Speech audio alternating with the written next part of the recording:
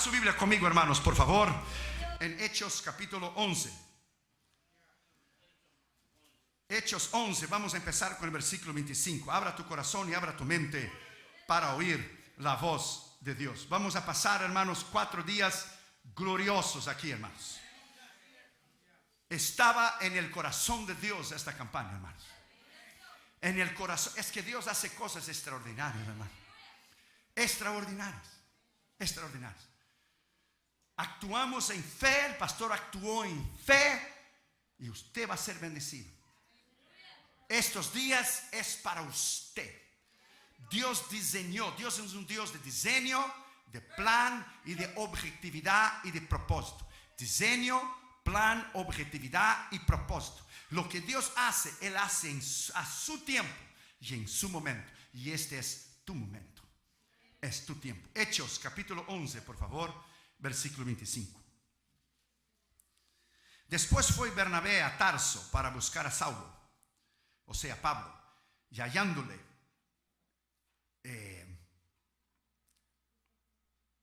le trajo a Antioquía. Y se congregaron ahí todo un año con la iglesia. Y enseñaron a mucha gente. Y a los discípulos se les llamó cristianos por primera vez en Antioquía. Cristianos. ¿Qué es ser un verdadero cristiano? Un verdadero ministro. ¿Qué conlleva consigo? No solamente los privilegios, nuestro nombre escrito en el libro de la vida, no solamente las bendiciones, vida eterna, salud, prosperidad, bendición a ti, a tus hijos, a tu familia. Pero ¿qué conlleva consigo las responsabilidades de nosotros ser llamados cristianos? ¿Qué testimonio es este? Los budistas son llamados, los discípulos de Buda, budistas. Los discípulos de Mahoma, maometanos o musulmanes. Los discípulos de Hare Krishna, los cristianos. Nosotros somos llamados cristianos. ¿Qué conlleva consigo? ¿Qué es nuestra responsabilidad? Abra tu corazón y abra tu mente para oír la voz de Dios. De nuestra responsabilidad para cambiar esta ciudad, para cambiar este estado, para cambiar esta nación y para cambiar el mundo. Vamos a orar. Padre, en el nombre del Señor Jesucristo, háblanos con poder y autoridad en esta noche. Reconociendo que Josué hirió no es nada y nadie, te pedimos que solamente la voz del Espíritu Santo se oiga. Te pido una bendición especial al pastor Juan Iteriano, la pastora Noemí, sus hijos, sus nietos. Gracias, Señor, por la valentía de ellos tomar esa campaña, la fe de tomar esa campaña. Por la fe, tomar una campaña de un día al otro, Señor. Padre, en el nombre de Jesús, yo los bendigo. Bendigo a esta iglesia, bendigo a mis hermanos, sus hijos, sus familiares, su trabajo, su llamado, sus ministerios. Háblanos con poder, porque cuando tú hablas nadie se puede mover. Háblanos en el poder de la autoridad de tu nombre. Te pedimos esto en el nombre del Señor Jesucristo, en el nombre del Padre, del Hijo y del Espíritu Santo. Amén. Amén. Podéis sentar, queridos hermanos, por favor. Gracias.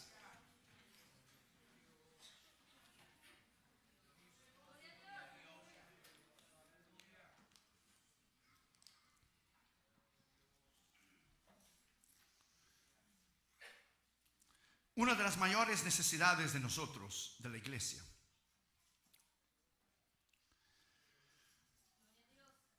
una de las cosas más necesarias es que todo creyente se torne un discípulo. Todos discípulos son creyentes, pero ni todos creyentes son discípulos. Jesucristo dijo: aquel que no niegue a sí mismo y tome su cruz y siga a mí, no puede ser mi discípulo. Él no dijo creyente. Creyente es creer en Dios. Todos creen en Dios. Creer en Dios es como la sangre. Usted no necesita creer que la tiene, usted nace con ella. Pero el Señor dijo en Juan 17: la vida eterna es esta, que te conozca. Hay una gran diferencia de creer en Dios y de conocer a Dios. La gran necesidad de la iglesia es de un discipulado, como un video que yo hice hace muchos años cuando era bien jovencito. Mire por los ojos de la fe, no hace mucho. Solo hace unos 22 años, que se llamó el discipulado radical, completo y verdadero. Que el pastor le encanta ese mensaje. La necesidad de la iglesia es entender su papel, su responsabilidad, su propósito. de nosotros entender por qué somos cristianos. Porque alguien puede convertirse, tornarse miembro de una iglesia, es creyente, es cristiano y nunca encontrar el propósito de su vida. Y una de las grandes áreas donde cristianos fallan abrumadoramente es que no viven en el centro de la voluntad de Dios. No conocen el centro de la voluntad de Dios o no entienden que la bendición de Dios reside cuando usted camina, cuando usted discierne y cuando usted anda en el centro de la voluntad de Dios. Todas las cosas serán de bendición para usted. Cuando usted vive fuera de la voluntad de Dios, usted solamente acarreará grandes problemas. Porque alguien que vive fuera de la voluntad de Dios no está viviendo en el porcentaje del 100% de la bendición de Dios, de la salud, de la prosperidad y de todo lo que Dios tiene para usted.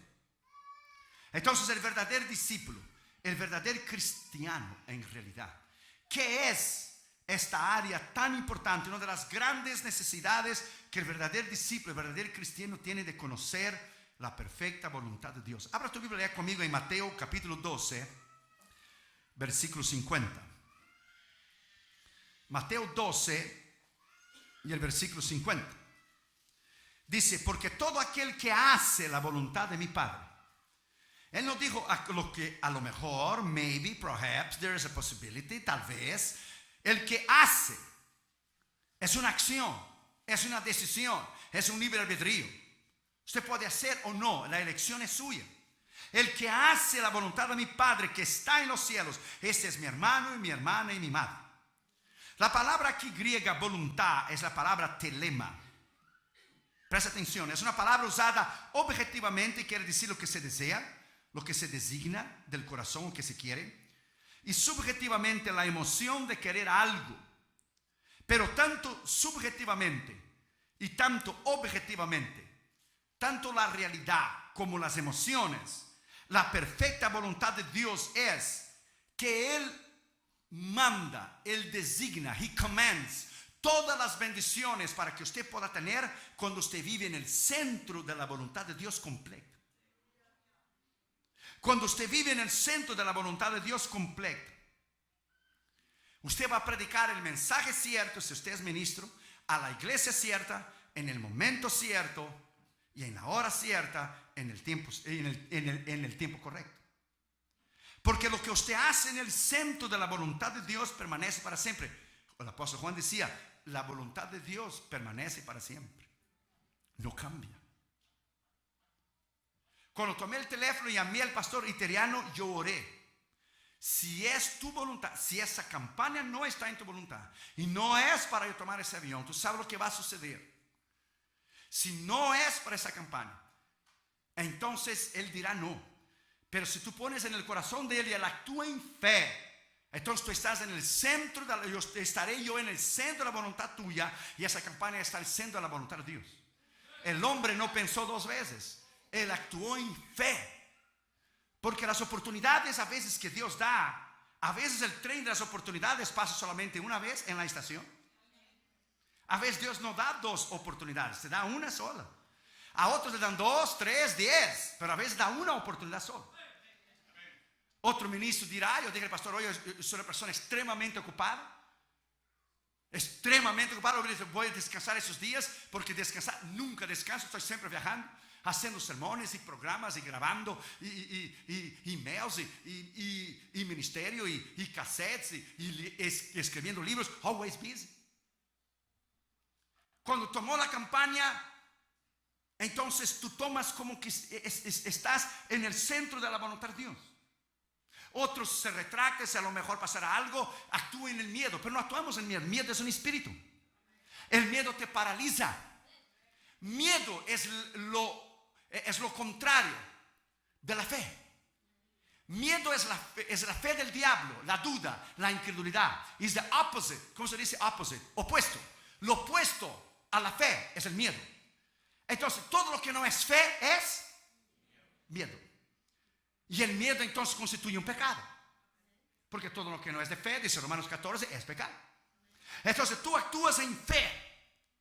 El hombre, el ministro, el hombre de Dios actúa en fe. Nosotros ya llevamos demasiados años para, my friend, no saber discernir la voz de Dios. Ya llevamos demasiados años aquí, my friend. No estamos empezando, no somos marineros de primera viaje. Ya llevamos años predicando la palabra.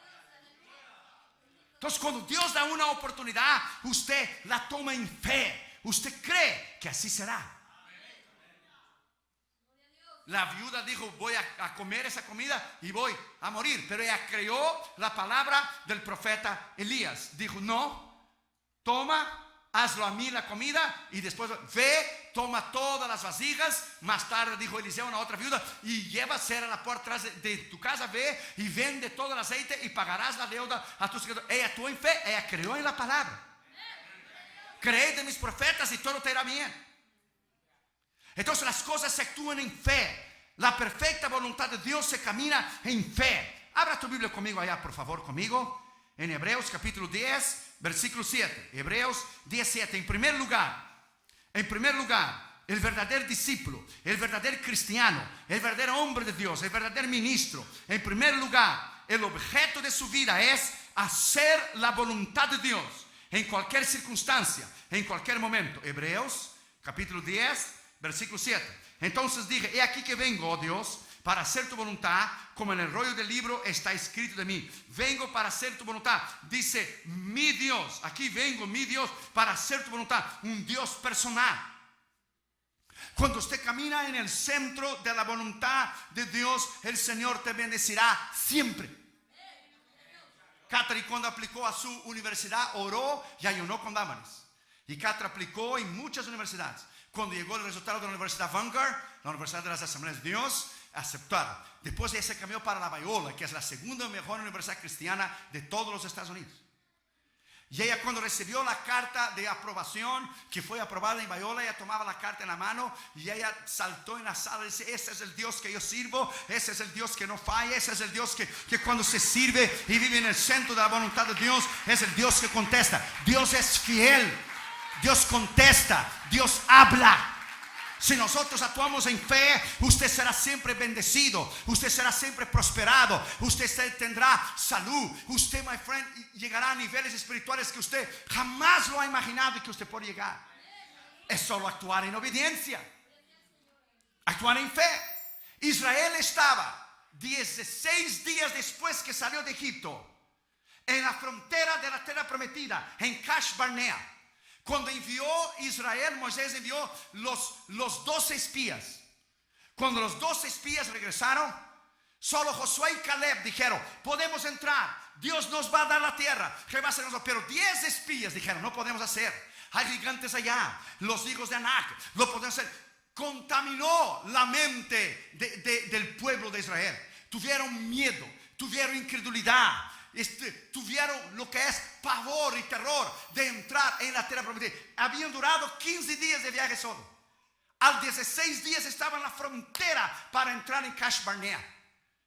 Pero por la desobediencia, por no actuar en fe, la Biblia dice que 40 años estuvieron en el desierto. Un día que ellos espiaron la tierra fueron 40 días, un día para cada año.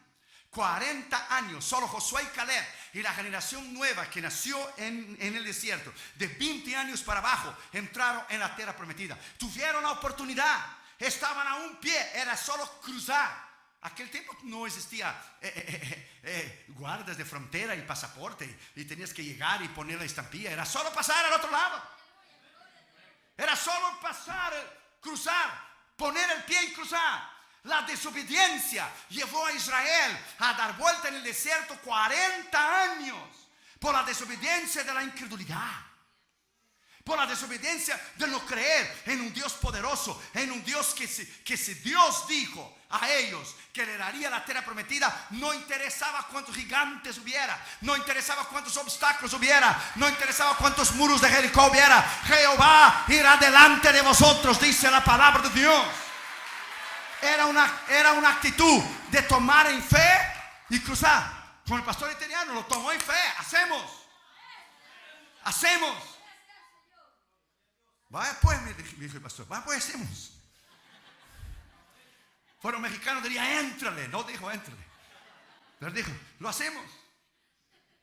Oportunidades que tú tomas, my friend, oportunidades tremendas que Dios te da la oportunidad. Siempre cuando Dios te llama a un ministerio, Dios te dará la gracia porque Él te va a guiar en el ministerio.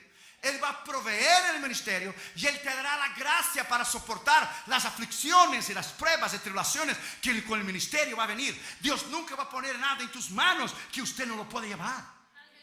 Eso es imposible. Dios solamente puede poner algo en tus manos del cual usted puede llevar. Él nunca te va a probar más de lo que usted puede soportar.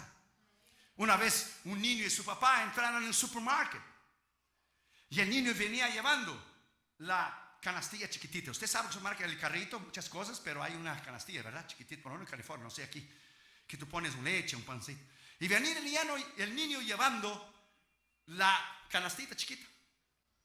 Y el papá iba poniendo un pan, una galleta, y una señora se paró en el medio del pasillo y dijo: ¿pero qué va? ¿Por qué usted, señor, no lleva la canasta de su hijo?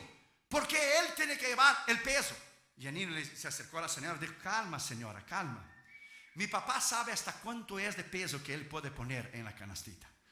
Tranquila, mi papá sabe hasta dónde yo puedo llevar.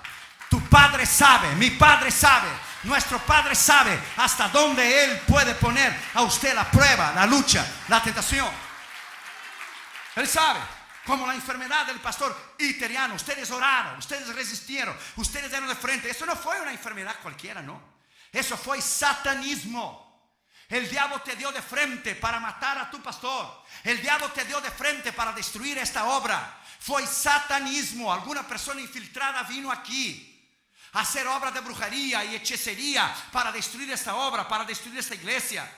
Su pastor casi murió. No es un dolor de cabeza cualquiera, no. Fue enfermedad seria porque el demonio quiso matar a tu pastor. Según el sueño y la revelación que Dios dio a la pastora Noemí, 3 satanistas ya decían: ya lo tenemos, ya lo tenemos. No, tú no tienes nada, diablo. Tú tienes el infierno reservado para ti. Es un servo de Dios y no tienes nada. Estás derrotado, estás vencido. La sangre de Cristo está en este lugar. El diablo no podrá hacerlo. Oh, alaba al Señor Jesucristo. Alábalo, alábalo.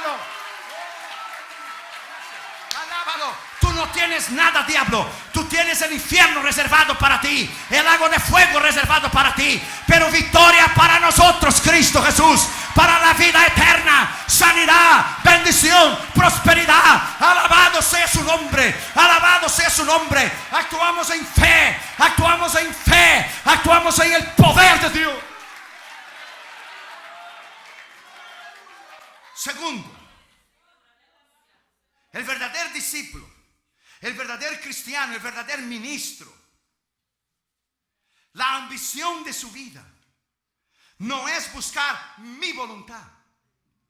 Es siempre la voluntad de que Él tiene para usted, cueste lo que cuesta. Abra tu Biblia conmigo en Juan 5:30. Juan 5:30, por favor. Dijo Cristo: yo no puedo hacer nada por mí mismo. Ahora usted calcule y piense. Si Él no podía hacer nada por Él mismo, ¿qué será de ti y de mí?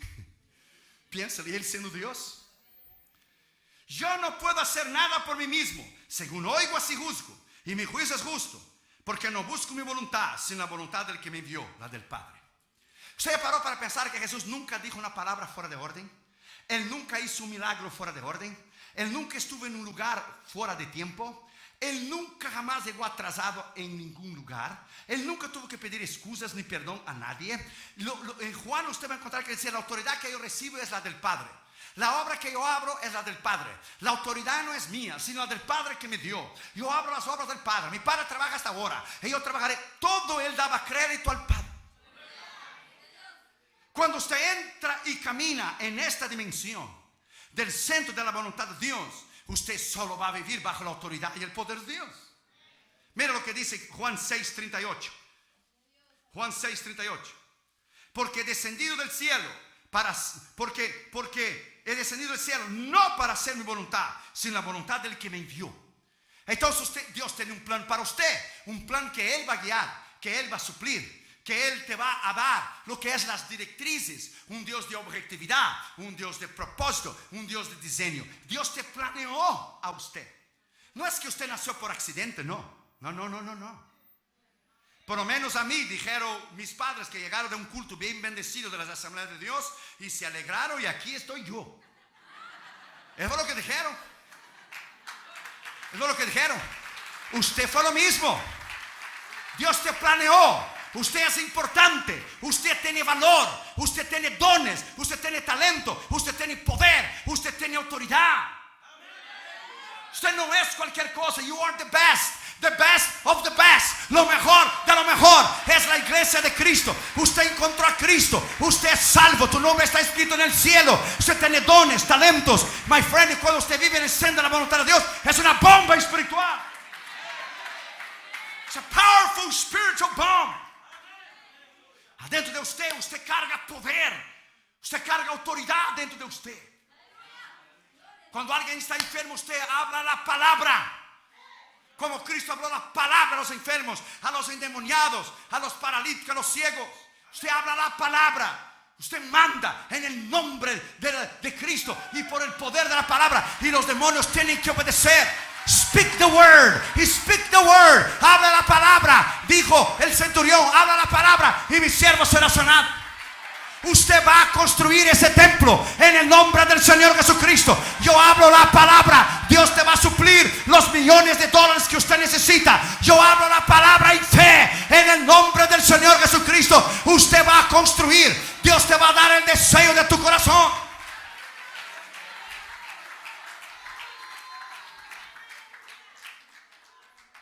El diablo hubiera matado al pastor italiano cuando tuvo la oportunidad. Now it's too late, devil. Now you're going to get it so good. Now you're going to get it so good. Get ready, devil. We are coming. We are coming against you in the name of Jesus. No lo puedes parar esta obra. No puedes parar este ministerio. No puedes parar lo que Dios tiene. Oh, cuando tuviste la oportunidad no lo hiciste. Pero ahora, de aquí en adelante, todo lo que tengo que mirar, nada más es solo arriba. Lo miro hacia arriba y camino en el centro de la voluntad de Dios. Y no podrás detenerme. Actúa en fe. Cuando empezó la tal crisis financiera esa, yo no tengo crisis, tengo Cristo. Cuando empezó la crisis financiera en el año pasado, teníamos como 19 misioneros, creo, 18, 19. Yo reuní la mesa directiva y dije, sí, ¿a poco estamos en crisis? Sí. Ha disminuido los sembradores, porque la gente inmadura, lo primero que hace, los cristianos inmaduros, que no son discípulos, solo cristianos y creyentes, que cuando viene una crisis, lo primero que hace es quitar los diezmos. Y cuando quita los diezmos, ahí sí Dios te deja en la miseria entonces. Cuando quita los diezmos, Dios te deja en la miseria y en la pobreza. Porque si hay un pecado que la persona es doblemente maldecida, doble maldición, es cuando usted no da los diezmos. Malditos sois con maldición. Entonces terminarás en la calle pidiendo dinero en la esquina con un letrerito: fui desobediente, no di los diezmos al Señor. La persona inmadura, lo primero que hace es quitar los diezmos y las ofrendas. Pero la persona madura sigue y da. Nosotros tenemos sembradores en las tarjetitas que no tienen trabajo, pero envía sus $30 o 50 o $100 al mes a los misioneros, y el Señor ha suplido milagrosamente sin ellos estar trabajando. Han pagado la renta, han pagado la comida, la escuela de sus hijos, porque Dios es Dios de milagros. Dios es un Dios que actúa 2 horas antes. Dios que actúa 2 horas antes. Por lo que Él hizo 2 hours before.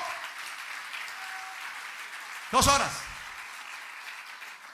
Si difícil es un pastor tomar una campaña un mes antes, que tiene que programar y hacer propaganda en radio y televisión, 3 semanas difíciles, 2 semanas difíciles, una imposible, un día, imagina un día, 2 horas. Toma un nombre de Dios para hacer eso. Entonces reuní la mesa directiva de así, que la nación está en crisis, ¿cómo no? Pues vamos a poner entonces 8 misioneros más. Estaban las aplicaciones de los misioneros y pusimos 8 más, ahora tenemos 28. ¿Y cuándo Dios ha fallado? Jamás. Jamás Dios ha fallado, porque Él no falla. Quien falla somos nosotros. Uno de los atributos más grandes de Dios es su fidelidad. Su fidelidad es grande, dice la palabra. Su fidelidad es grande. Su poder es grande. Su poder es extraordinario. ¿Por qué? Porque caminamos según el consejo de su voluntad. Tercero, el verdadero discípulo, el verdadero cristiano, el verdadero hombre de Dios, el verdadero ministro, como el ejemplo que es tu pastor, en fe, que actuó en fe. En tercer lugar, el plan de su vida, el diseño de su vida es según el consejo de tu voluntad, no el mío. Tenemos esta campaña planeada y Dios dijo: eso es lo que tú planeaste, ahora lo voy a hacer lo que yo planeé. Abra tu Biblia ya conmigo en el Salmo 40, versículo 8. Salmo 40, versículo 8. Mira lo que dice ahí. El hacer tu voluntad, Dios mío, fíjate, es un Dios personal, me ha agradado, o es el placer de mi alma. Tu ley o tu palabra está en el medio de mi corazón, que es un deleite. Te voy a dar un consejo que usted nunca más se va a olvidar para el resto de tu vida, y del cual va a ser muchos años, pues vas a vivir mucho rato. Nunca quieras nada para usted que Dios no quiere. Nunca desees nada para ti que Dios no quiere. En mi caso, no desees ir a un país que Dios no quiere. No desees predicar en algún lugar, en alguna nación que Dios no te quiere. Nunca quieras supuestamente una bendición, entre comillas, que Dios no quiere, porque esa bendición te puede tornarse una maldición. Dele gracias a Dios que hay oraciones que Dios nunca te contestó a ti. Porque si Dios te hubiera contestado todas las oraciones tuyas, tú no estuvieras aquí hoy. Dele gracias que hay oraciones que Dios no oye y no contesta. Porque si tú hubieras, o como yo, Dios contestado todas tus oraciones y Dios hubiera contestado fuera de la voluntad de Él, nosotros no estuviéramos aquí. Porque hay templos que Dios no quiso que usted comprara. La noviecita, el noviecito que tú tenías, que tú orabas: oh, I love him, oh, I love her. No era la voluntad de Dios. Y después te casaste en el centro de la voluntad de Dios y Dios te dio lo mejor. Dele gracias a Dios que cosas Dios no te dio porque no era su voluntad. Dele gracias a Dios que el plan de Él no es el nuestro. Porque si nosotros hubiéramos seguido nuestro plan, quizá ni vivos estaríamos más. Quizá ni vivos. Cuando nosotros recibimos una invitación afuera de estas, nosotros oramos y ayunamos. 4 tipos de invitaciones hay. Hay invitaciones que tú quieres ir a un lugar porque no fuiste antes. Hay invitaciones que el hombre te invita, pero no es la voluntad de Dios. Hay invitaciones que el diablo te quiere matar en alguna nación. Y hay invitaciones que Dios quiere que tú vayas, pero tú no quieres ir porque son países difíciles, cerrados, comunistas, musulmanes, cerrados a la palabra. Se prefiere ir a un lugar cerrado y que Dios quiere que tú vayas porque tú vas a ir y vas a regresar, do que ir a un lugar que no hay problemas para predicar, pero la presencia de Dios no va a estar ahí. Vas a ir fuera de la voluntad de Dios y vas a regresar en derrota. No va a haber milagros, no va a haber sanidad, no va a haber salvos, no va a haber nada, porque Dios no va a bendecir. No va a bendecir. Entonces, my friend, cuando usted vive en el centro de la voluntad de Dios, cuando Dios prospera, por ejemplo, un predicador panameño fue a predicar en Colombia hace muchos años atrás. Dios le dijo a él: predique solo en Bogotá y regrese, no vaya a ningún lado más. Él fue, predicó, fue un éxito la campaña. Un pastor de Medellín le invitó y dijo: venga, te voy a dar una buena ofrenda, te voy a pagar el avión y el hotel, la comida. Él desobedeció al Señor. Dios le había dicho que fuera solo a Bogotá. Fue y predicó la primera noche. El segundo día se enfermó. Pidió el carro del pastor para ir a la farmacia. El carro del pastor era avisado por la guerrilla comunista colombiana. Cuando él venía por la carretera, le dieron 42 tiros. Él está en el cielo, pero murió antes del tiempo. Murió fuera de la voluntad de Dios. Completamente. Entonces, my friend, usted tiene que entender que cuando usted está fuera de la voluntad de Dios, Dios no tiene responsabilidad con usted. El ángel de Jehová campa alrededor de aquellos que le temen a Dios y los libra. El que no teme a Dios, el que no anda en su voluntad, el que hace lo que quiera, Dios no tiene responsabilidad. Por eso usted ve cristianos jóvenes morir de accidente. ¿Cómo es posible que si tenemos 6 billones de personas en el mundo, cómo es posible que ministros jóvenes están muriendo? O por salud, o por accidente. Ministros de 30 años, de 40 años, de 45, de 50 años, ministros jóvenes están muriendo. ¿Cómo es posible? Si la mies es mucha y los obreros pocos, y los pocos están muriendo, entonces algo nosotros estamos haciendo mal. Algo nosotros estamos haciendo equivocado. Porque todos culpamos al diablo. Es igual a la salud. El pastor me dijo que cambió su dieta completamente. La carne roja, y la popusa esa nadando en la grasa, que es un graserío terrible. Buena al momento, pero después el trancazo que te cierra todas las arterias del corazón. Y popusa revuelta, y de chicharrón, y de queso, y todo es muy sabroso. Al momento es good, pero después viene el trancazo. Y todos culpamos al diablo. El diablo dice: yo no como popusa, ¿qué pasó? ¿Qué comiste tú? Yo no lo como. Hoy no como tamal, o chicharrones, porquito, whatever. Entonces hace algunos años atrás, como 2, la presión mía explotó. Me llevó de emergencia al hospital, 170 con 100. Lo mismo que sucedió con el pastor, fue más, ¿verdad, pastor? Mucho más. Entonces el diablo quiso matar a ese hombre. Ya de paso digo, pues ya vamos a ir juntos. ¿Qué pasó, chiquito? No se puede. No se puede. Cuando llegué al hospital, ¿qué hace el ministro? Dijo: los ministros es la profesión número 1, el que muere con el ataque al corazón. Tienes que comprar una maquinita, un treadmill, caminar todos los días, correr todos los días, hazte miembro de un gimnasio, ve a nadar, ve a correr, disminuye de peso, quita toda grasa, la carne roja, de vez en cuando, quítalo, that's it. Entonces empecé a bajar, bajé 30 libras. Porque el diablo, cuando no te derrumba en adulterio, ni orgullo, ni finanzas, si él toca tu salud, él llegó a su objetivo. Él no necesitó derrumbarte, matándote. ¿Está bien? Tú vas al cielo, pero ¿cuántas almas dejarán de oír el evangelio por las malas decisiones que usted tomó? Él sabe que vas al cielo, pero él te mata en la salud tuya, porque se está haciendo algo fuera de la voluntad de Dios. Estás haciendo daño a tu cuerpo, que es el templo del Espíritu Santo. Es no actuar en sabiduría. Entonces hay que hacer un plan en tu vida. Usted tiene que delinear, usted tiene que planear, usted tiene que saber que todo lo que usted hace tiene consecuencias. Todo lo que usted dice, decisiones que usted toma para tus hijos, para tu familia, tiene consecuencias.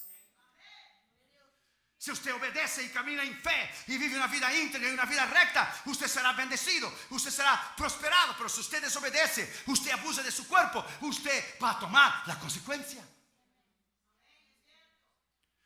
Tenemos que caminar bajo el plan de lo que Dios lo ha delineado. La objetividad de nuestra vida consiste en nosotros no correr, sino caminar, porque Dios no tiene prisa. Dios camina.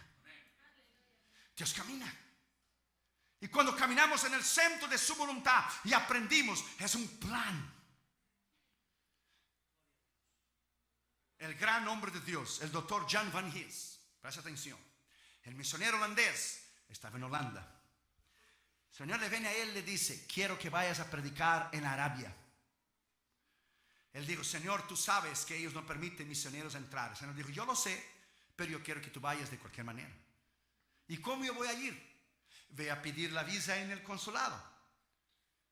No me lo van a dar. Yo sé que no te lo van a dar, pero yo quiero que quede récord que tú fuiste a aplicar y no te lo dieron. Voy a perder el tiempo. Va y pierde el tiempo para mí.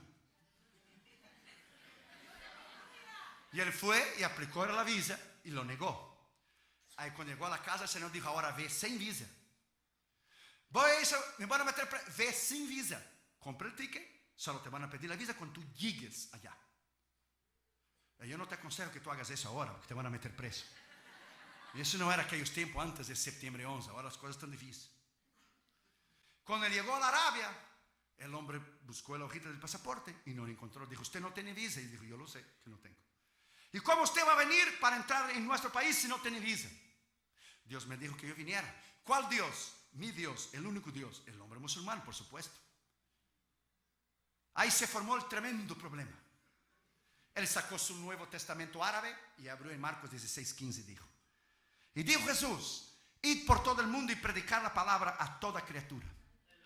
Y dijo el doctor Jan van Hees: aquí está mi visa y mi permiso para entrar en Arabia.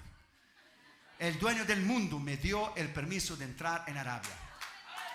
El hombre le miró a él y le dijo: are you crazy or something?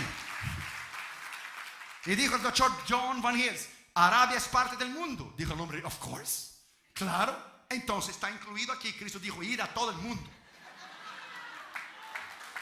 Se formó el tremendo problema. Se formó tremendo problema. Mandaron llamar al director de la aduana. Vino el director de la aduana, vinieron los agentes federales. Se formó el tremendo problema. Él fue a un lado con ellos y pidió: ¿hay algún té aquí? Se sentaron a tomar té y él empezó a hablar del evangelio al director de la aduana y los otros agentes aduanales. El director de la aduana, de momento, era un hombre descarriado del evangelio. De momento el Señor le aprieta el corazón, le salva y el hombre viene a él, le toma el pasaporte. ¿Sabes qué? Tú no necesitas visa ni nada. Le tomó el pasaporte, le puso: entra a mi país y predica y bendiga mi país y predica la palabra de Dios. Usted no necesita visa. Fue en el centro de la voluntad de Dios. Fue porque oyó la voz de Dios. Fue porque oyó la voz de Dios. Usted tiene que saber, usted tiene que entender que cuando Dios libera, donde Dios manda, donde Dios habla, siempre, siempre Dios va a salir con lo que Él te ha dicho. ¿Usted entiende? Es solo caminar en obediencia.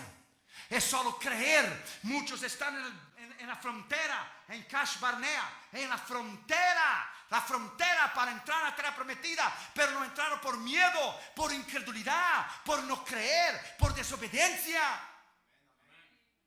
Si tú sabes que algo te va a traer daño, ¿por qué usted va a seguir perseverando en algo que te va a hacer daño? Hombre, ¿por qué vas a seguir inyectándose veneno si sabes que te va a matar? Usted no debe persistir en algo que no es el centro de la voluntad de Dios. Yo pregunté a Catherine el otro día: Catherine, dime la verdad, hay muchachos guapos y bonitos en tu universidad, ¿verdad? ¿Qué pregunta? Hasta la pregunta es necia. Pero yo quería ver lo que quiero decir. Dice: of course, Dad, I'm not blind. Claro, yo no soy ciega. Y dijo Catherine: pero yo estoy esperando en el centro de la voluntad de Dios. Y dije: Junior, come on, hay muchachas cristianas bonitas en tu escuela, ¿verdad? Wheaton Christian School. Él está terminando ya la high school ese año, pero él va 2 años adelante. Cuando él empezó la universidad, él ya está 2 años adelante. Es inteligentísimo, Junior, para que la Harvard lo invite. Imagínese usted, donde se graduó Bush, donde se graduó Ford, donde se graduó Barack Obama. Harvard University. Quiere estudiar ciencias políticas, leyes, por terminar siendo un senador, un congresista. O como dijo el príncipe de él: hoy tenemos un negro en la Casa Blanca, algún día lo podemos tener un hispano. Le dijo a Junior: tú puedes llegar a ser presidente. Y Junior dijo: no, yo voy a tomar lugar de mi padre. Voy a tomar lugar de mi padre. Yo no quiero ser presidente, yo quiero ser evangelista, quiero ser ministro.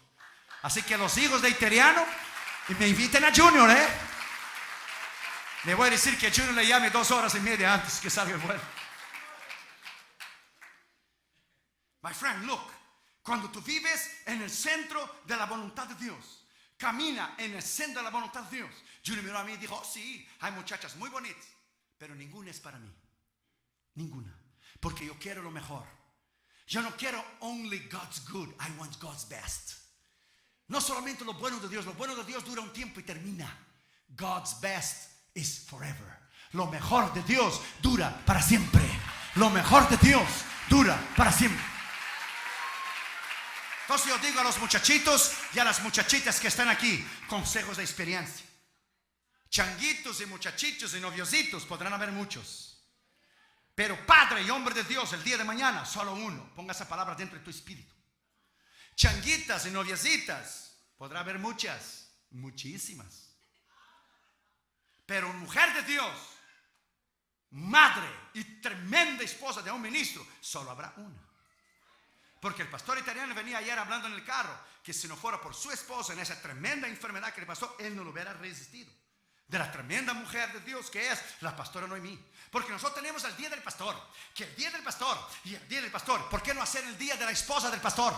De las mujeres de Dios tremenda que caminan con nosotros. El día de la esposa del pastor. Porque nuestras esposas son mejores que nosotros. Damaris ahora está en 21 días de ayuno y oración. Son mujeres tremendas, mujeres que Dios nos dio en el centro de su voluntad. Pide que Dios te dé lo mejor, my friend. So you wait. Imagina a Catherine con 19 años, no tiene novio. La presión de los amigos en la escuela, la presión de los que no conocen a Cristo, aunque va a una universidad cristiana, ni todo lo que brilla es oro.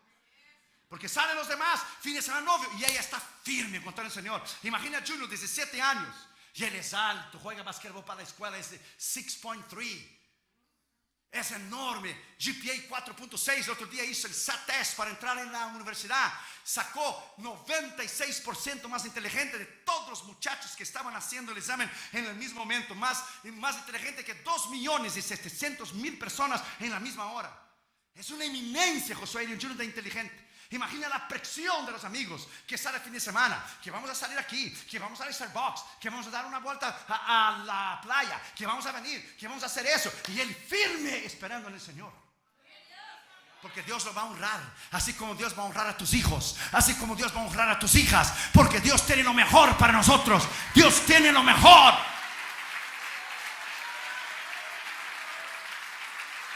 Cuarto lugar, el verdadero discípulo, el verdadero ministro, el verdadero cristiano, el aprendizaje de su vida. En cuarto lugar es: enséñame a hacer tu voluntad. ¿Por qué enséñame? Porque no sabemos hacerla.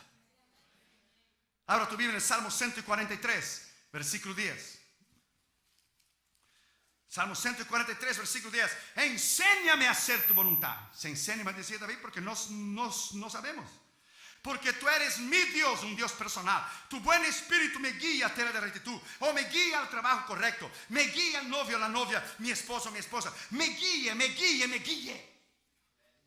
Yo he visto ahora por la crisis evangelistas tornarse pastores por tener un salario fijo, por tener una seguridad financiera, y se destrozaron sus ministerios. Porque el evangelista no tiene salario fijo. Nosotros vivimos por fe. Lo que entra, a veces entra más, entra menos, no entra casi nada. Tú vives por fe. He visto evangelistas ponerse de pastores, pastor italiano. Perdieron unción, perdieron el poder, sus iglesias no crecieron, se dividieron, terminaron pecando. ¿Por qué? Porque empezaron a vivir fuera de la voluntad de Dios. O pastores que de momento quisieron ser evangelistas, pues ahora es solo montar en el avión y vámonos. No. Tienen que tener dones especiales y talentos especiales para llevar una obra especial a cabo. Yo llevo casi 30 años predicando el evangelio alrededor del mundo. He dado 20 veces la vuelta alrededor del mundo, literalmente. Así, así y así. Imagínense el cansancio. Solo con Delta tenemos 3.500.000 millas. 676 veces alrededor de la tierra. Imagínense usted lo que hemos trabajado. He dormido más en el banco de un avión do que en mi propia cama. El cansancio, las aduanas, los peligros. Los hindúes en India nos querían matar, envenenaron, intentaron matarnos e envenenar nuestro desayuno. Todavía estamos aquí. Satanistas nos persiguen, y homosexuales, lesbianas. Entra en el YouTube y verás cómo los satanistas me odian, cómo los homosexuales lesbianas me odian, las amenazas de muerte que recibimos por email. La semana pasada un hombre mandó un email terrible: te voy a matar, sabe dónde vives, puede reportarme a mí, y las autoridades me van a encontrar, porque si llamo al FBI, le rastrean el email y sabe dónde vivió. En 30 años nadie nos ha podido tocar. ¿Por qué? Porque perro que ladra no muerde. Perro que ladra no muerde. Yo estoy cubierto en la sangre de Cristo. En la sangre de Cristo estoy cubierto. El pastor italiano, la pastora Noemí, sus hijos, sus nietos, esta iglesia, usted, tus hijos, estamos cubiertos en la sangre. Y en la sangre nadie nos puede tocar. La sangre de Cristo es poder. La sangre de Cristo es autoridad. Nadie nos puede tocar.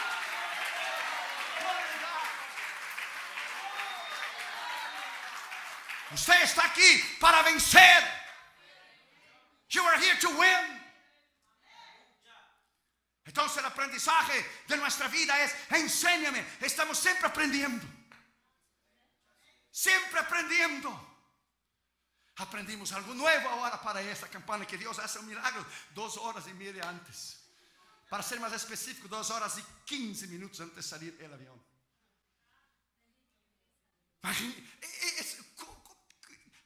I don't know. It's too much knowledge, too much power. Es como el Salmo 139. Ni procuro entender porque no se puede entender. Es demasiado maravilloso para mí. Dijo David en el Salmo 139. No lo puedo comprender. ¿Quién va a entender la mente de Dios? That's impossible.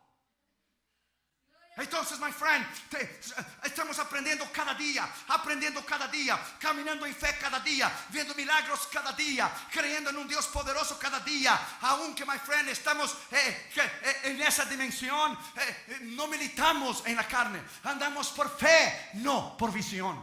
No andamos por lo que vemos. Si va a caer nieve, si no va a caer nieve. So what? Dios pone que la nieve saca allá para Alaska, manda la nieve para afuera, whatever. Y si viene o no, no interesa. Lo actuamos en fe, lo hacemos en fe. Venga lo que venga, con nieve o sin nieve, lo haremos la campaña. Con nieve o sin nieve, se predica la palabra. Con nieve o sin nieve, se sanan los enfermos. Con nieve o sin nieve, se salvan las almas. Con nieve o sin nieve, los milagros se harán. Con nieve o sin nieve, se toma en fe.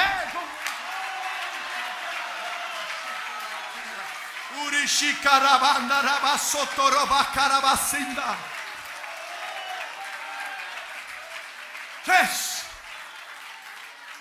Si no, nunca vamos a hacer nada. Y quinto lugar y último lugar, la disciplina de nuestra vida. Tenemos que vivir una vida disciplinada. Tener un tiempo diario de oración. Reservar tiempos de ayuno. La disciplina de nuestra vida es, quinto lugar y último lugar, no se haga mi voluntad, pero la tuya. No importa la circunstancia.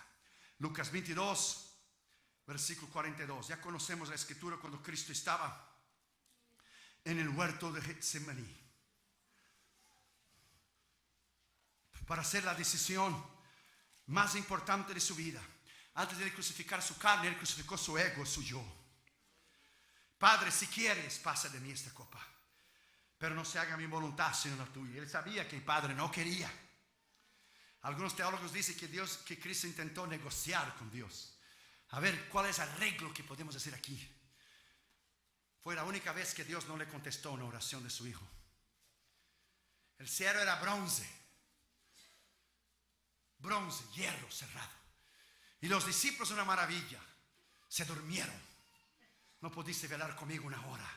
El día de mayor necesidad, de mayor confronto espiritual, porque el diablo estaba allí en el huerto de Getsemaní. Todos los demonios, todos los principados y potestades, tronos y señoríos estaban ahí. Deje la cruz, porque él sabía el sufrimiento que iba a pasar.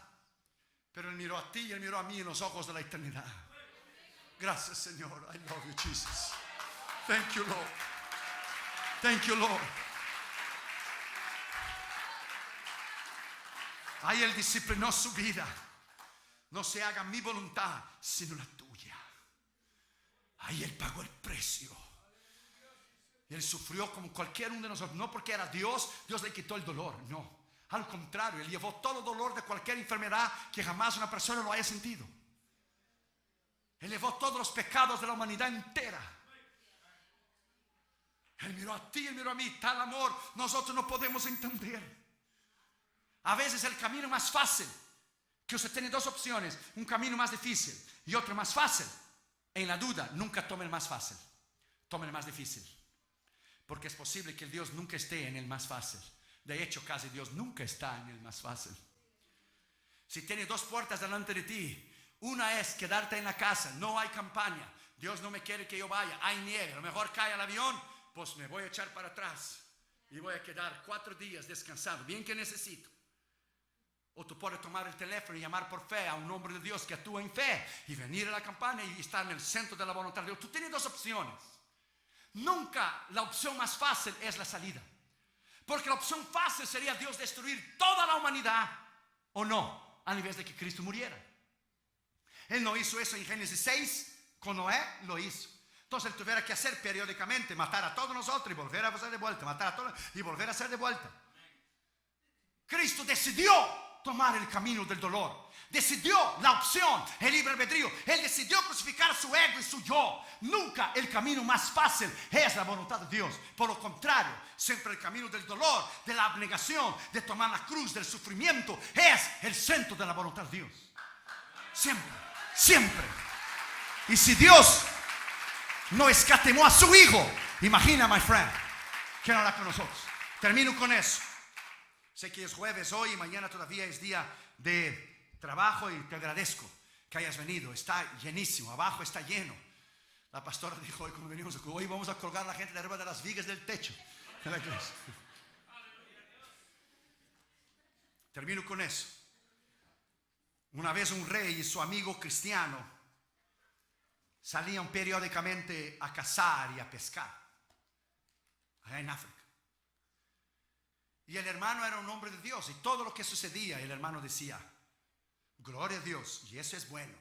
Y Dios lo sabe, y eso es bueno. Y Dios sabe por qué sucedió, y eso es bueno. Él tomaba la palabra de Pablo literalmente. Dai gracias a Dios porque todo es bueno. Dai gracias a Dios porque esta es la voluntad de Dios. Dai gracias a Dios porque, dele gracias a Dios por las pruebas y luchas que tuviste, porque te maduró. Te maduró tu carácter, tu personalidad. Te maduró.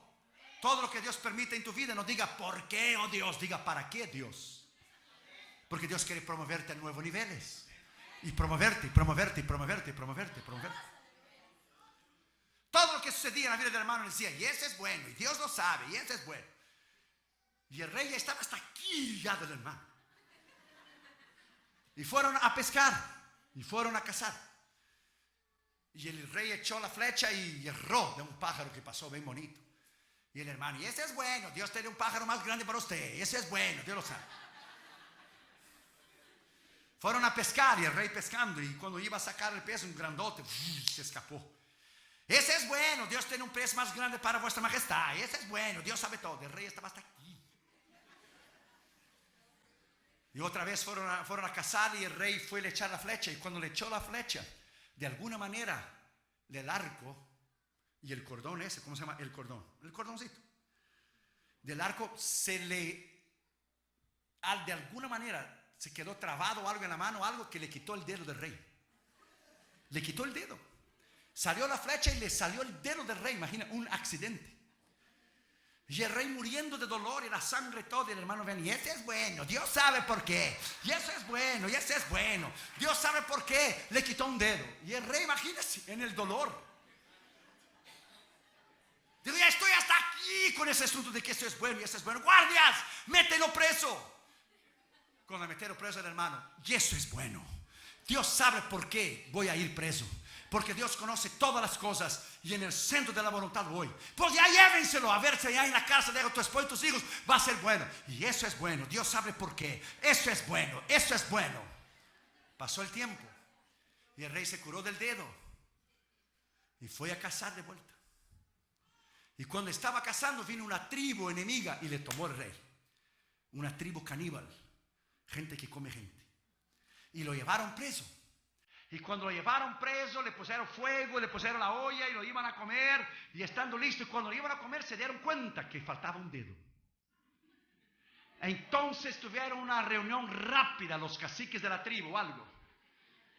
Y por un intérprete le vinieron al rey y dijeron: nosotros tenemos una costumbre en nuestra tribu, que no podemos comer a nadie que le falte un pedazo del cuerpo. No podemos comer a nadie, a usted le falta un dedo, así que le vamos a dejar salir libre. Salió el rey alabando a Dios. Ahora yo entiendo por qué Dios permitió que me saliera un dedo. Mejor perder un dedo que ser comido vivo. Alabado sea Dios. Y fue a pedir perdón al hermano. Fue a la cárcel: perdóname, mi amigo, te dejé lejos de tu esposa, de tus hijos, perdóname, te metí preso. Y dijo el hermano: no tienes que pedir perdón, yo tengo que agradecerte a ti. ¿Y por qué? Porque yo sí tengo todos los dedos. Si yo estuviera contigo, a mí me hubieran comido, pero yo estaba preso. Dios es tremendo, Dios es tremendo. A Él la honra, a Él la gloria, a Él la alabanza. Todo lo que pasa, todo lo que sucede, es la voluntad de Dios para usted. Tómalo como aprendizaje, tómalo como disciplina. Tómalo, my friend, que Dios te está guiando, Dios te está enseñando. En esta noche tenemos la victoria en esta campaña. Alábalo en esta noche, alábalo en esta noche. Si tu Dios está muerto, guarda un minuto de silencio. Pero si Él está vivo, alábale. Si Él está vivo, alábale, alábale, alábale, alábale. Alábale, si Él está vivo, alábale, ponte de pie y alabe su nombre. Y este es bueno, denle un aplauso al Señor Jesucristo. Y este es bueno, y esto es bueno, y esto es bueno. Dios sabe por qué, Dios sabe, Dios conoce, Dios sabe el mañana, Dios conoce tu vida, Dios conoce tus límites, Dios conoce tus cargas, y eso es bueno. Levanta tus manos y lo alaba. Levanta tus manos y lo alaba. Levanta tus manos y lo alaba. Levanta, la unción de Dios está aquí. El poder de Dios está aquí. Levanta tus manos y lo alaba. Levántala, dele a Él la honra, la gloria, la alabanza. El poder, la magnificencia, la gloria. Porque usted necesitaba esta palabra, porque esta palabra era necesaria, imperativa para esa iglesia y para usted, y eso es bueno. Todo lo que usted tiene que hacer es agradecer al Señor, agradecer por las pruebas que Él te trae, agradecer por las luchas que Él te deja pasar, agradecer por las tribulaciones que usted pasa, agradecer y conocer a Dios. Levanta tus manos y lo alaba. Y recibe la unción.